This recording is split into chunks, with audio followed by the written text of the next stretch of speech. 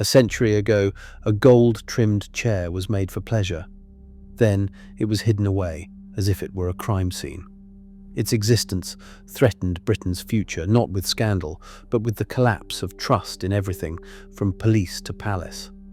For years, nothing was said. Witnesses vanished. Records were burned.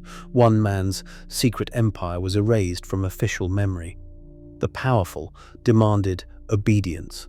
What if those secrets could not be kept? He was known in Paris by a name that rarely appeared in official records. To the staff of Le Chabanais, he was simply Baron Renfrew. Alias was everything.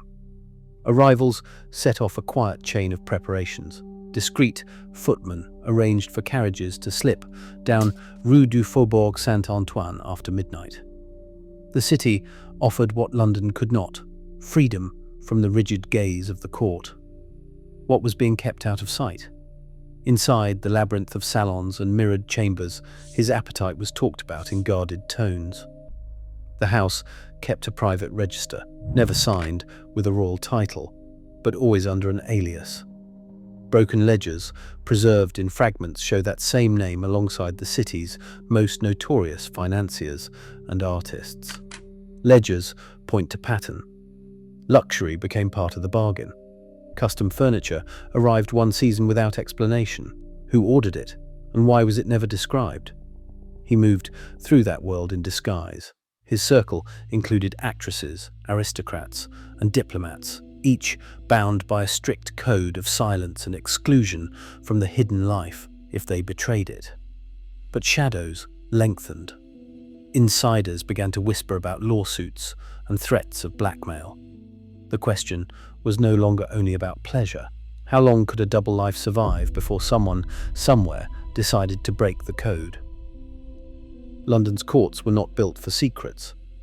In 1870, the Mordaunt divorce hearings forced the Prince of Wales into the witness box. Lady Harriet Mordaunt, accused of adultery, named Edward among her lovers. Under oath, he declared, "I have never committed adultery with Lady Mordaunt." The judge, Lord Penzance, ruled Edward's private letters inadmissible. He called them state secrets. Journalists filled the gallery, pencils poised. The day's papers offered only veiled hints and sanitized lines. Outside, rumors multiplied. Inside, the court's decision shielded more than one reputation. 20 years later, the Tranby Croft Baccarat scandal dragged the prince back into public view. Illegal gambling, a house party, accusations of cheating. He testified for hours, describing late-night card games and his own signature on a secret agreement. The courtroom buzzed with sketches and headlines. The jury found for the defendants, yet the damage was done. Circulation for the Times and the Pall Mall Gazette soared. For the first time, the prince's private habits became public record. Each sworn statement chipped away at the wall of silence. How far would the system go to contain the fallout? Sir Francis Knollys operated with a precision that left little to chance. When a letter threatened exposure, he dispatched trusted agents to retrieve it. Sometimes by theft, sometimes by negotiation, always without a trace. In one case, Lady Susan Vane Tempest was asked to see Dr. Clayton after she became pregnant by the prince. The pregnancy was quietly ended. The letters were collected, the blackmail attempt dissolved. 4 years later, Lady Susan was dead, and no child ever appeared in the records. Paris brought different risks. After the death of Labarucci, whose brother tried to sell love letters from Edward and his brother Alfred, an operative slipped into the flat and stole the documents before they could reach the press. The blackmailer received nothing. In London, Knollys maintained a network of discreet doctors and friendly police inspectors on call. When a mistress became inconvenient, she was sent abroad and her absence explained as a health cure. Editors played their part. The Times and the Daily Telegraph followed an unspoken pact, and stories that crossed a certain line were killed before reaching print. Journalists who pushed too far were frozen out of palace briefings or moved to the obituaries desk. Police escorts guided carriages through side streets, following coded routes logged only in unofficial notebooks. Each intervention erased a threat and left behind a pattern, a web of small, deliberate actions, all designed to keep the prince's private world invisible.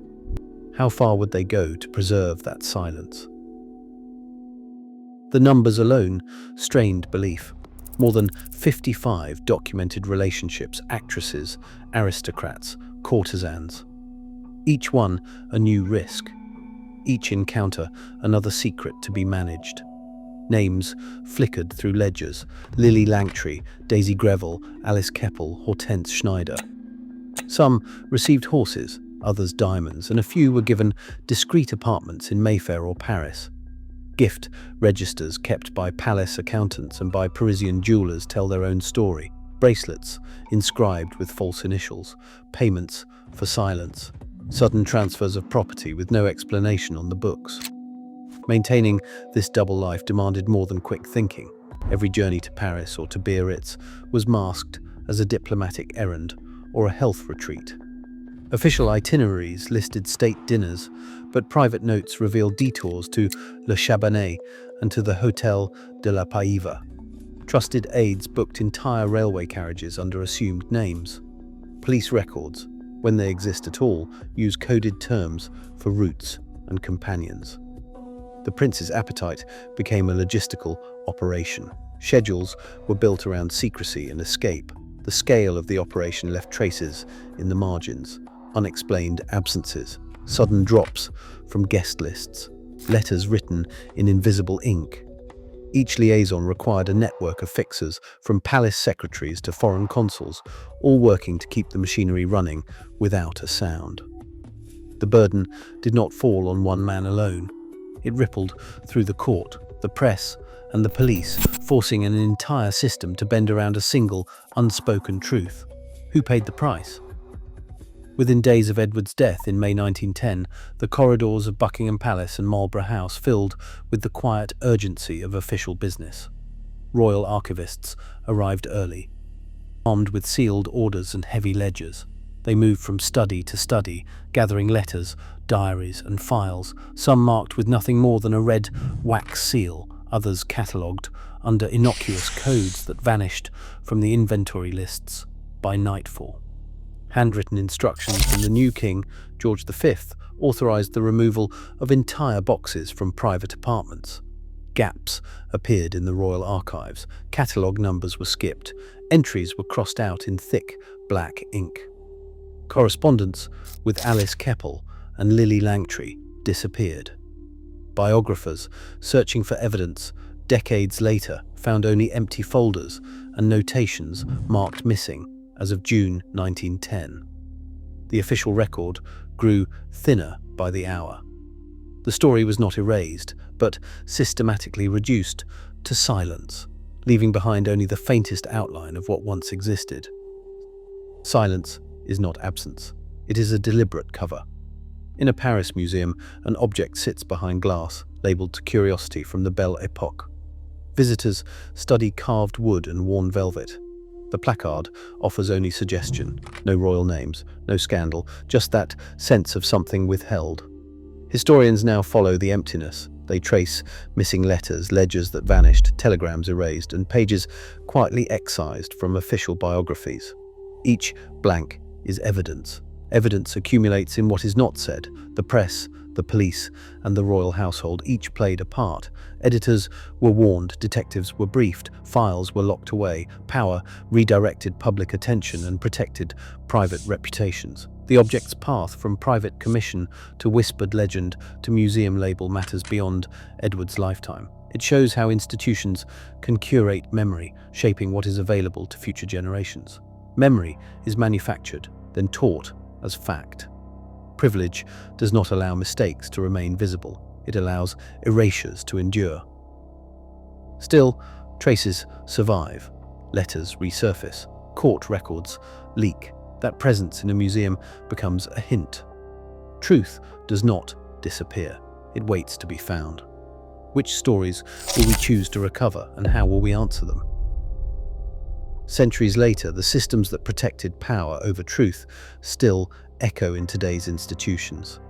When privilege shapes what history remembers, Uncomfortable facts do not vanish. They just wait for someone willing to look. The real legacy is what remains hidden, and who decides what stays in the shadows. What would you uncover?